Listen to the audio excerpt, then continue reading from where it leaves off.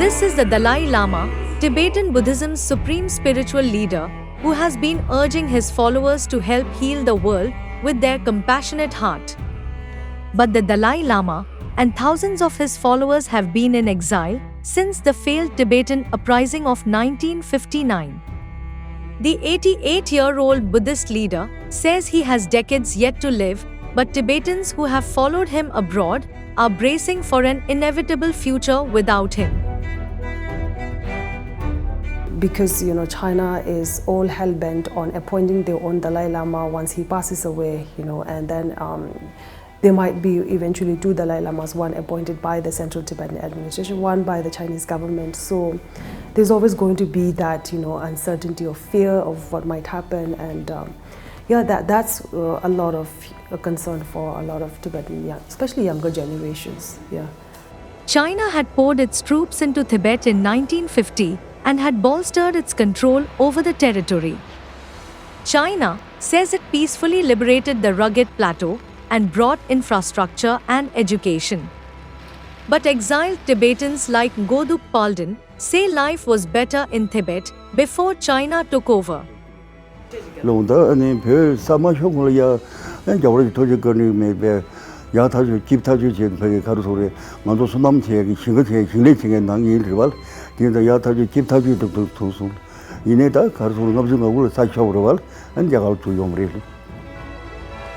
However, things did not end with the suppression of the revolt in 1959. Tibetans like Saltrim recall how they took up a gun when Tibetans revolted against Chinese forces 65 years ago on 10th March 1959.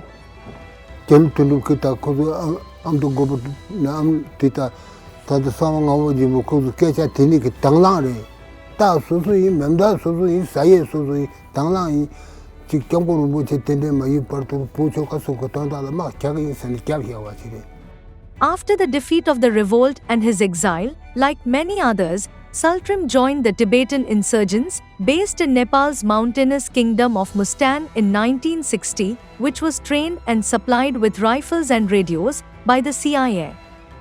Washington used the 2,000-strong force as a covert Cold War proxy. But after the CIA cut funding, and the Dalai Lama in 1974 urged fighters to lay down arms and follow his call for a peaceful solution, he and many others left for India. Now they wait for a peaceful resolution of the conflict and return to a free Tibet.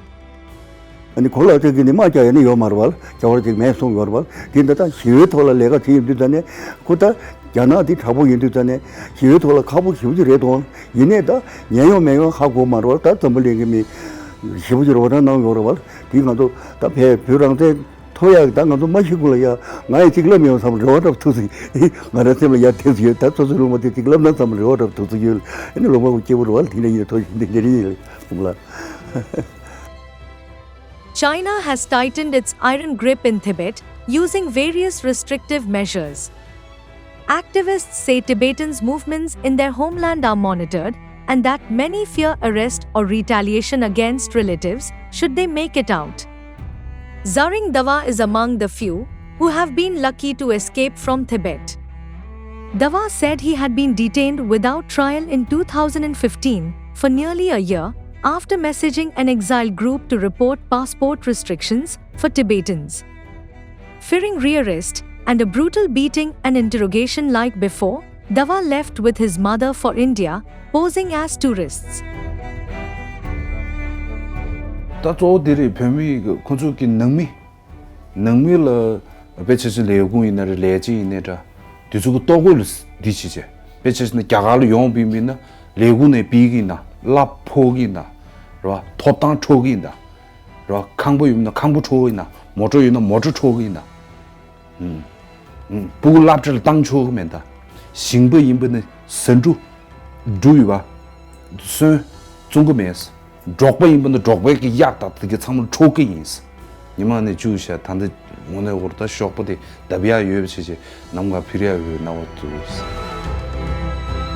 While thousands fled to India annually earlier, fewer than a dozen escaped last year, as per the compilation of Tibet's exiled government.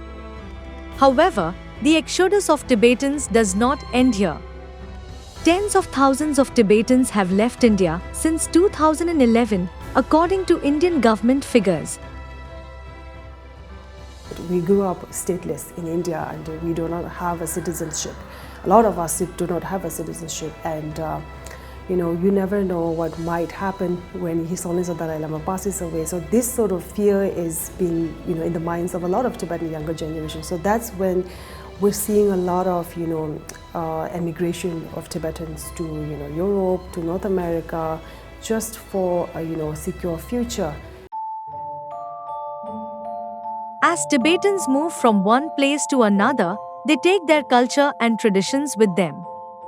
As they face an uncertain future, they attempt to save what is left of their identity.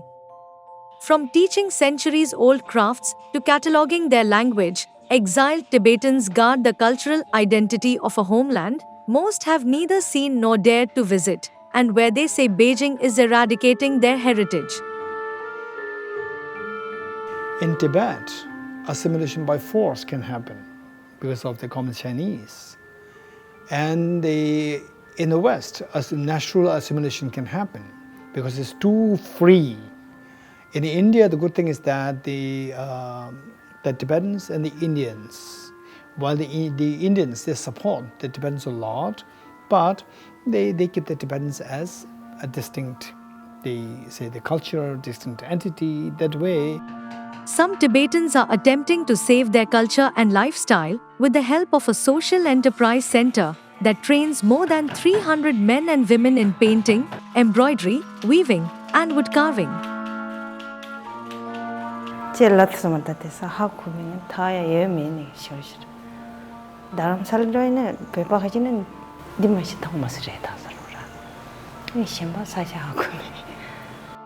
Another battle is keeping the language alive.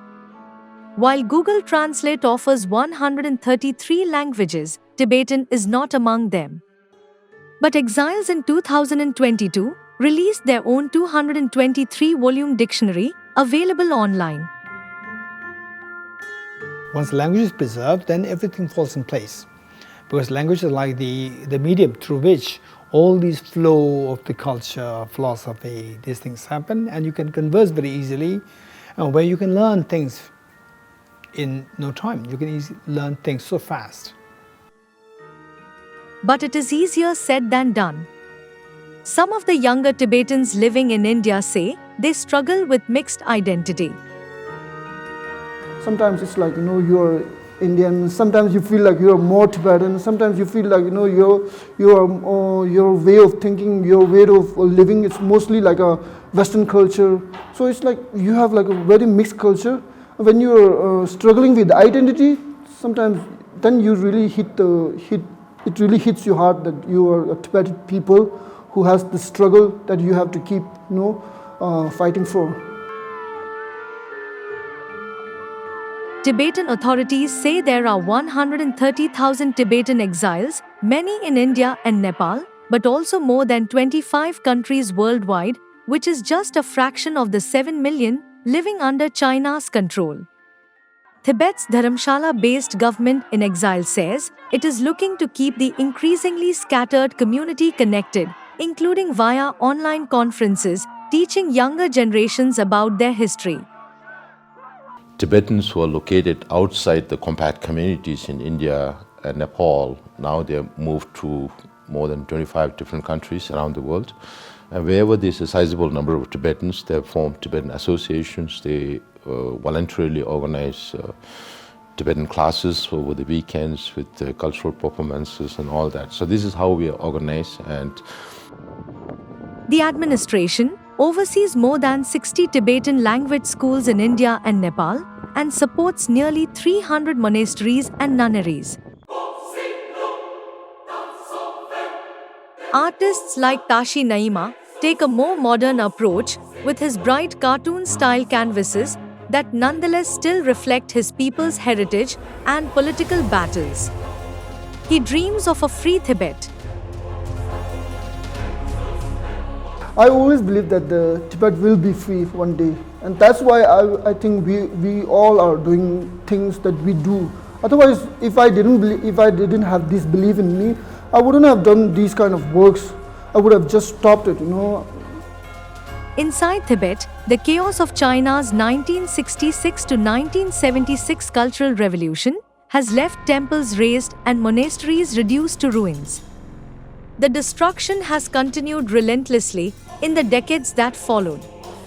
Activists decry what they say are Beijing's determined efforts to erase what is left of Tibet's cultural and religious identity. Beijing, which maintains Tibet is part of China, fiercely rejects these accusations. Even in the face of severe repressions, the Tibetans are engaged in a concerted effort to preserve their rich traditions and culture, in the hope of returning to a free Tibet.